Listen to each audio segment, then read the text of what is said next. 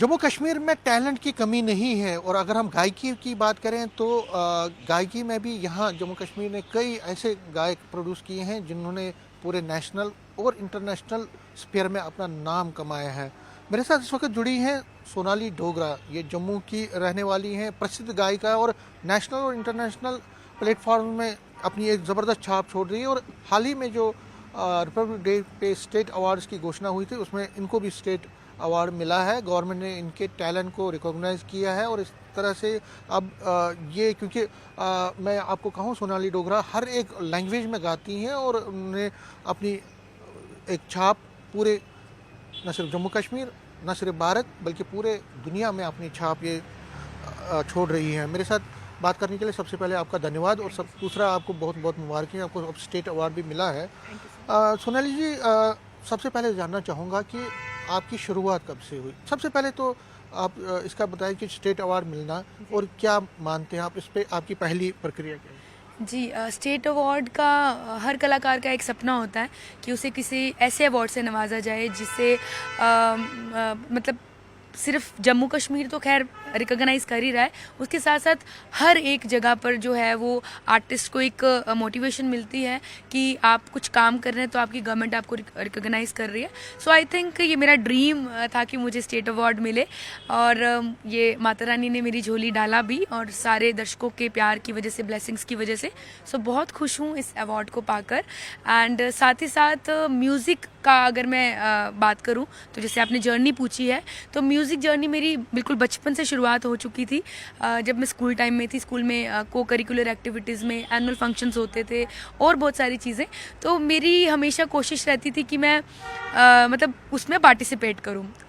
Rank आना या नहीं आना मेरे लिए मैटर नहीं करता था, सिर्फ ये था कि पार्टिसिपेशन इम्पॉर्टेंट थी। सो मैंने हर एक डांस हो, सिंगिंग हो, मैंने हर जगह पार्टिसिपेट करना। सो वहीं से थोड़ा थोड़ा जो है वो मेरा हौसला जो है वो बढ़ता गया, तो मैंने म्यूज़िक को ही अपना प्रोफेशन भी चूज़ कर लिया। अगर आप से जानना चाहेंगे, जब आपने जर्नी की बात की, कब से किस एज से आपने जर्नी ये शुरू की म्यूज़िक की और इसमें आपको लाने वाला कौन, कहाँ से आपने ये सीखा, उस पर आप बताएं। जी, मेरे हिसाब से मैं 9-10 सालों की होंगी जब मैंने अपनी जर्नी स्टार्ट की। और जर्नी हमेशा वैसे ही स्टार्ट होती है कि स्कूल में टीचर्स रिकॉग्नाइज़ करते हैं, वो देखते हैं कि आप में क्या टैलेंट है। सो मेरे टीचर्स ने देखा कि इसकी आवाज़ अच्छी है क्योंकि मैं गाती थी, तो मेरे पेरेंट्स को कहा गया कि इसे म्यूज़िक सिखाइए, इसकी आवाज़ बहुत सुंदर है। तो मेरी मदर ने उस टाइम थोड़ा सा नॉर्मली लिया कि सिखाना क्या है, क्योंकि उस टाइम इतना प्लेटफॉर्म नहीं थे जम्मू में, तो बस नॉर्मली मैंने घर में गुनगुनाते रहना, गाते रहना। लेकिन कुछ 4-5 सालों बाद मेरे पेरेंट्स को भी लगा कि गाती है, अच्छा गाती है। जम्मू के कोई भी टैलेंट हंट होते थे तो मैंने जीत के आना कुछ ना कुछ। तो उसके बाद मैंने पंडित पृथ्वीनाथ रैना जी से अपनी जो है वो क्लासिकल की तालीम हासिल की। उससे पहले मैं स्कूल में ही सीखती रही हूँ। मेरी टीचर्स रही हैं रश्मि अरोड़ा जी, मेरी प्रिंसिपल मैम उषा आनंद जी, फिर रोमी मैम, राजू सर, बहुत सारे टीचर्स मेरे रहे स्कूल टाइम में जिनसे मैंने सीखा। एंड उसके बाद क्लासिकल जब सीखना स्टार्ट किया वो पंडित पृथ्वीनाथ रैना जी से सीखा। फिर मैंने कॉलेज में जब मैं आई तो कॉलेज में मेरा सब्जेक्ट ही म्यूज़िक था, बीए मैंने उसमें किया है। तो मेरी बाकी सारी टीचर से मैंने अपना क्लासिकल को कंटिन्यू रखा। मैंने लाइट में बॉलीवुड सुन सुन के तो गाती थी, लेकिन तालीम जो है वो मैंने अपनी मेरे ये टीचर्स रहे हैं मेरी जर्नी में जिनसे मैंने सीखा है। सबसे पहले ब्रेक आपको अगर हम देखें तो क्योंकि आप चल रहे थे, लर्न कर रहे थे, तो हर एक की ज़िंदगी में कोई पहला ब्रेक आता है, वहाँ से जो आपको लगता है कि आपके टैलेंट को रिकॉग्नाइज मिले। जी बिल्कुल, जम्मू लेवल पे मैं कर रही थी अपने काफ़ी सारे टैलेंट हंट्स में पार्टिसिपेट, लेकिन पहला जिससे मुझे लोगों ने जानना शुरू किया, स्टार प्लस से टीम आई थी जम्मू में वॉइस ऑफ इंडिया की, जिसमें मैंने जम्मू कश्मीर से मैं अकेली सेलेक्ट हुई थी। तो जब मैं वहाँ गई, हालांकि मैंने उस टाइम सीखा नहीं था इतना ज़्यादा, ये 2007 की बात मैं आपको बता रही हूँ, उस टाइम पे मैंने सीखा नहीं था, तो मैं गई थी, सेलेक्ट हो गई थी लकीली। और जब मैं वहाँ पे गई तो मैंने देखा कि वहाँ कितना ज़्यादा टफ कंपटीशन है, एक्सपीरियंस गेन किया वहाँ से। तो टॉप 15 से मैं एलिमिनेट हुई थी, बट यस एलिमिनेट में हुई, लेकिन मैं बहुत कुछ सीख के आई वहाँ से। उसके बाद मैंने यहाँ पर तालीम हासिल की पंडित पृथ्वीनाथ रैना जी से, एंड वो मेरा फर्स्ट नेशनल लेवल का स्टेज था जिसमें मैंने अपने आप को, अपना टैलेंट को डिस्प्ले किया। एंड देन वहाँ से फिर एक नेशनल लेवल पे जर्नी स्टार्ट हो गई। फिर मैंने all India devotional song competition win किया, जिसमें कटरा में जो होता है वो विन किया, फिर छूना आसमान विन किया। फिर उसके बाद लोग पहचान मेरी होती गई आहिस्ता आहिस्ता कि अच्छा गाने वाली कलाकार है हमारे जम्मू से। तो that was the first stage जिसमें वॉइस ऑफ इंडिया जिसमें। तो आपने क्या एक ही लैंग्वेज स्पेसिफिक रही या आपने बाकी लैंग्वेज में भी ट्राई किया और उसका रिस्पॉन्स कैसा रहा? जी, बिल्कुल ये सही क्वेश्चन आपने पूछा है, क्योंकि मुझे ऐसा लगता है कि जब मैंने अपनी जर्नी स्टार्ट की थी तो मुझे लगा था कि एक जैसा गाकर इंसान अपना नाम बना सकता है, बट मैं वहाँ पे गलत साबित हुई। एक कलाकार को दूसरों से अलग, क्योंकि कलाकार बहुत सारे हैं, बहुत अच्छा गाने वाले आर्टिस्ट हैं, लेकिन अगर आपको अपने आप को किसी और से अलग करना है, अपनी एक अलग पहचान बनानी है, तो आपको वर्सेटाइल होना बहुत ज़रूरी है। सो मुझे लगा कि कोई भी किसी चीज़ में परफेक्ट नहीं होता है, लेकिन ट्राई हर एक चीज़ कर लेनी चाहिए। तो मैंने थोड़ा सा चैलेंजिंग था मेरे लिए कि मैंने डोगरा फैमिली से हूँ मैं, तो मैंने कश्मीरी भी गाया, गोजरी भी गाया, पहाड़ी, सब लैंग्वेजेस में मैं कुछ ना कुछ ट्राई करती रही हूँ। जैसे मैं कभी गुजरात जाती हूँ तो मैं वहाँ गुजराती गाती हूँ, राजस्थान जाती हूँ तो कितने लैंग्वेजेस में गाते? अभी तक काउंट नहीं की, बट जिस जिस एरिया में, जैसे हरियाणा गई तो हरियाणवी में मैं गाया, तो ऑलमोस्ट 20-25 तो गा ही लेती हूँ। अच्छा, अच्छा, अच्छा। जी, अपने जम्मू वाली भी, कश्मीरी, किश्तवाड़ी, फिर अपना इसमें गोजरी, फिर मैंने उसमें गाया है अपना भद्रवाही। बहुत सारी लैंग्वेजेस में मैं कोशिश करती रहती हूँ गाने की। तो जब आप ये लैंग्वेज में डिफरेंट लैंग्वेज में गाती हैं तो कैसा रिस्पॉन्स है आपको? मैं कभी कभी डरती हूँ कि कहीं वो शब्द जो है मेरे आगे पीछे ना हो जाए, तो मे भी होते भी होंगे, क्योंकि मैं कौन सा इतनी परफेक्ट हूँ या मुझे कौन सी बोलनी आती है वो लैंग्वेजेस। बट मेरा एक रहता है कि जब मैं सुनती हूँ गानों को तो मैं ट्राई करती हूँ कि जिस कलाकार ने जिस तरीके से उसको प्रोनाउंस किया है वर्ड्स को, मैं वैसे ही एज इट इज़ वैसे निभाऊँ। लेकिन समटाइम्स मैं जो पर्टिकुलर किसी लैंग्वेज के, जैसे आप अगर कश्मीरी हैं तो मैं किसी कश्मीरी पर्सन को पूछती हूँ कि क्या ये मैं शब्द सही बोल रही हूँ कि नहीं बोल रही हूँ। तो थोड़ा सा मुश्किल होता है उसे करना, लेकिन हो जाता है अच्छा। और मुझे जो सुनने वाले जो होते हैं मेरे, हमारे लिसनर्स, वो कहते हैं कि आपने कुछ भी गलत नहीं गाया, आपने सही गाया। तो मेरे हिसाब से बस यही कोशिश रहती है कि मुझे अच्छे से सुन के निभा पाऊँ। क्या लगता है, क्योंकि म्यूजिक की अगर हम बात करें, एक हीलर है, म्यूजिक एक हीलर है और म्यूजिक की कोई बाउंड्री नहीं है। तो जो आप हर एक लैंग्वेज में गाती हैं और एक कनेक्शन डेवलप होता है, आपको क्या लगता है कि जो म्यूजिक का कितना स्ट्रांग एक मैसेज आता है और म्यूजिक किस तरह से लोगों को जोड़ने का काम कर सकता है? म्यूज़िक एक ऐसा मीडियम है, जब आप खुश होते हैं तो आप उसे, उसके बीट को, उसके म्यूज़िक को फील करते हैं और खुश होते हैं। जब आप सैड होते हैं तो आप उसके लिरिक्स को एंजॉय करते हैं और उसको सुनकर वो आपके, है ना, आप सुकून आपको मिलता है। तो आई थिंक म्यूज़िक एक बहुत बेस्ट मीडियम है आपकी खुशी और गम को, दोनों चीज़ों को, खुशी को सेलिब्रेट करने का और सैडनेस को फील करने का। सो म्यूज़िक बहुत बड़ा मीडियम है। तो मुझे ऐसा लगता है कि जब मैं कहीं परफॉर्म करती हूँ, अगर मैं अपने गाने से किसी को खुश कर पाती हूँ, तो मेरे लिए इससे बढ़कर और कुछ नहीं हो सकता। मैंने इसलिए ये सवाल पूछा आपको क्योंकि म्यूजिक इतना स्ट्रांग एक फील्ड है, लेकिन बदकिस्मती से आपको नहीं लगता है कि लोगों को प्रोत्साहन भी नहीं मिलता है? जो टैलेंट, जैसे आपका जैसा टैलेंट है, शुक्र है कि आपके पेरेंट्स ने आपको इजाज़त दी, लेकिन ऐसे बहुत लोग हैं जिनको घर से पूरा एनकरेजमेंट नहीं मिलता है, जिसकी वजह से उनका टैलेंट मर जाता है। आपको क्या लगता है कि जैसे आज आप इस मुकाम पे है, अगर आपको पेरेंट्स नहीं देते प्रोत्साहन, तो हो सकता है कि आपका टैलेंट मर जाता। तो आपको क्या लगता है कि ज़रूरत किस चीज़ की है कि पेरेंट्स जो हैं अपने बच्चों को, अगर म्यूज़िक में कोई अच्छा कर रहा है तो उसको और अच्छा प्लेटफॉर्म? बिल्कुल, क्योंकि जब मैं आपको अपनी बात बताऊँ, जब मैंने अपनी जर्नी स्टार्ट की थी उस टाइम सोशल मीडिया एक्टिव नहीं था, तो लोग बहुत डरते थे अपनी बच्चियों को घर से बाहर भेजने के लिए, आर्ट फील्ड के लिए स्पेशली। लेकिन आज के दौर में अगर मैं बात करूँ तो बहुत बड़ा चेंज आया है।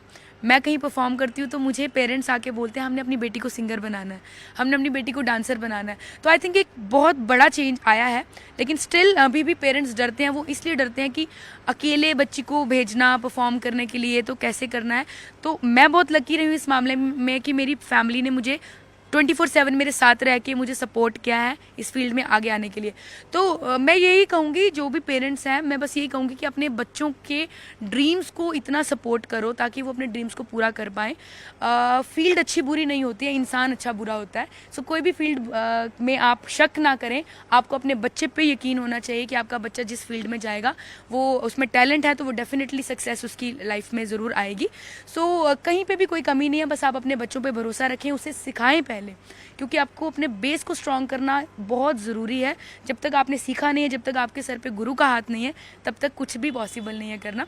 सो सबसे पहले यही काम होना चाहिए कि सिखाएं अपने बच्चों को, उसके बाद फिर स्टेज तक लेकर आएं। लास्ट में पूछना चाहूँगा आपसे कि गवर्नमेंट का क्या रोल रह सकता है? आप, क्योंकि आप बहुत टाइम से काम कर रही हैं, एक्सपीरियंस है आपको, म्यूज़िक एक आर्ट, और इस आर्ट को प्रोत्साहन देने के लिए सरकार को किस तरह से और क्या क्या करना चाहिए? जी बिल्कुल, सरकार की अगर मैं बात करूँ तो जिस प्रकार से अभी स्टेट अवार्ड में मेरा नाम आया तो गवर्नमेंट ने रिकॉग्नाइज़ किया एक कलाकार को, एक सिंगर को, कि उसे स्टेट अवार्ड दिया जाए मेरे काम को देखते हुए। तो आई थिंक मैंने गवर्नमेंट के लिए बहुत सारे इवेंट्स किए हैं। जैसे अगर मैं एलजी साहब की बात करूँ, उनके कभी इवेंट्स होते हैं, कल्चरल इवेंट्स, तो मैं वहाँ परफॉर्म करती हूँ। तो वो मुझे देखते हैं परफॉर्म करते हुए, तो मैंने उनको देखा कि वो बहुत खुश होते हैं। तो आई थिंक आर्टिस्ट को इससे बढ़कर और कोई खुशी नहीं है कि जब उसे एक हायर लेवल पे कोई अगर अप्रिशिएट कर रहा है तो ये बहुत बड़ी बात है। तो मुझे ऐसा लगता है कि इस प्रकार से इस तरह के कुछ ना कुछ ऐसी रिकॉग्नाइजेशंस मिलती रहनी चाहिए कलाकारों को। और गवर्नमेंट को मेरी यही अपील रहेगी, जिस तरह से आप अभी सपोर्ट कर रहे हैं कलाकारों को ये मंच प्रोवाइड करके, सो वैसे ही आप आगे भी सपोर्ट करते रहें। और सिंगर्स के लिए खास करके, जैसे अभी फिल्म पॉलिसी स्टार्ट हुई हमारे जम्मू के लिए, जम्मू कश्मीर के लिए, तो वैसे सिंगर्स के लिए भी अपॉर्चुनिटीज़ मिलती रहें उनको कि मूवीज़ में उनको गाने का मौका मिले जम्मू में रहकर ही। बॉलीवुड, क्योंकि बॉलीवुड मूवीज़ आपने के लिए बॉलीवुड दरवाज़ा खुल रहा है? बिल्कुल, मुझे बिल्कुल उम्मीद है कि हमारे जम्मू में रहकर ही हमें बॉलीवुड में गाने का हमारे सारे कलाकारों को मौका मिलेगा। जिस प्रकार से जम्मू के कितने सारे एक्टर्स एक्ट्रेसेस जो हैं वो इसमें उनको मौका मिला है, तो वैसे ही आर्टिस्ट जो सिंगर्स हैं उनको भी ज़रूर मौका मिलेगा। तो मेरी यही अपील रहेगी कि हमेशा जो आर्टिस्ट हैं उन्हें सपोर्ट करते रहें, उनके चाहे वो जॉब्स के मसले में हो, चाहे वो, क्योंकि हम पढ़ाई कर रहे हैं, मैं अभी PhD कर रही हूँ म्यूज़िक में, तो हमें जॉब्स की भी जो है वो फुल वो होनी चाहिए, सपोर्ट, बिल्कुल सपोर्ट होनी चाहिए। एंड साथ ही साथ लाइव परफॉर्मेंसेस जो हैं वो यहाँ पर मंच जो है वो बार बार प्रोवाइड आर्टिस्ट को करवाए जाएं, ताकि आर्टिस्ट जो है वो आर्ट जो है वो छुपना नहीं चाहिए, बस हर दिन जो है कलाकार खिलकर सामने आए। क्योंकि अब हम समाप्ति पे हैं, लेकिन उससे पहले मैं हिंदी और डोगरी उसमें जो है एक एक लाइन जो आपकी फेवरेट जो गाने हैं उसका थोड़ा हिंदी का पहले। जी हिंदी, मैं एक गज़ल गा देती हूँ, नीयते शौक, उसकी कुछ लाइन्स। नीयते शौक भर न जाए कहीं, नीयते शौक भर न जाए कहीं, तू भी दिल से उतर न जाए कहीं, नियते शौक भर न जाए कहीं। बहुत खूब। डोगरी का थोड़ा। जी डोगरी का मेरा एक गाना आया था, डोगरे दी कुड़ी, उसी की कुछ लाइन सुनाते हैं। मलाई नजरा मुंह मोड़ दे, मिठे मिठे बोल कुड़ी बोल डोगरी, पेस डोगरा शैल सोबदा हो, पेस डोगरा शैल सोबदा हो, डोगरे दी कुड़ी मेरा देस डोगरा होए, पेस डोगरा शैल सोबदा, डोगरे दी कुड़ी मेरा देस डोगरा। लास्ट में बहुत खूब। तो लास्ट में लैंग्वेज को प्रोटेक्ट करना और म्यूज़िक उसमें कितना इम्पोर्टेंट रहेगा। अगर आप डोगरी लैंग्वेज कर सकती हैं, डोगरी लैंग्वेज को प्रमोट करना है, तो म्यूज़िक उसमें कितना बड़ा सहारा है? डोगरी लैंग्वेज में सबसे पहला मैसेज तो यही रहेगा कि अपने बच्चों को डोगरी बोलना सिखाएं, क्योंकि जब तक घर में मतलब हम अपनी भाषा को नहीं प्यार देंगे, हम अपनी भाषा से प्यार नहीं करेंगे, तो कोई बाहर से आकर नहीं करेगा। सो हम सबसे पहले हमें अपनी भाषा को बचाना है, अपने बच्चों को डोगरी सिखानी है, क्योंकि आने वाली जनरेशन डोगरी बोलेगी तो डोगरी हर घर में जो है वो आगे आगे चलती जाएगी। सो नहीं तो लुप्त हो जाएगी, ख़त्म हो जाएगी। सो हमारा जो एक मैसेज हमेशा रहता है, क्योंकि हम डोगरी में काम कर रहे हैं, डोगरी गीत बना रहे हैं, वो यही एक रीज़न है कि घर घर में बच्चे जो हैं वो डोगरी में बात कर पाएँ। सो यही सबको अपील रहेगी, सबको मेरी रिक्वेस्ट रहेगी कि डोगरी में बात करें, डोगरी में पढ़ाई करें, अपने बच्चों को डोगरी बोलना सिखाएं। और हिंदी अंग्रेज़ी तो हम बोलते ही हैं, लेकिन सबसे पहले डोगरी में बात करें और डोगरी गीत जो हैं उसे प्यार दें, ताकि हमें मोटिवेशन मिल पाए, ताकि हम और अच्छे अच्छे गाने जो है आप सबके लिए लेकर आते रहें। न्यूज़ 18 से बात करने के लिए शुक्रिया। तो प्रसिद्ध गायिका सोनाली डोगरा से हमने बात की और उनसे जानने की कोशिश की कि उनका सफ़र कैसा रहा म्यूज़िक में। अभी तो उन्होंने स्टेट अवार्ड लिया और बहुत सारे और अवार्ड लिए हैं, लेकिन हमारी कामना भी है कि वो ये आगे चल के नेशनल अवार्ड लिए इसमें, और जो गायकी के बड़े बड़े अवार्ड्स हैं वो भी इनकी जोली में आ जाएं आगे। हमारी दुआएं इनके साथ हैं। कैमरामैन साहिबा के साथ में समीर भट्ट, न्यूज़ 18 जम्मू।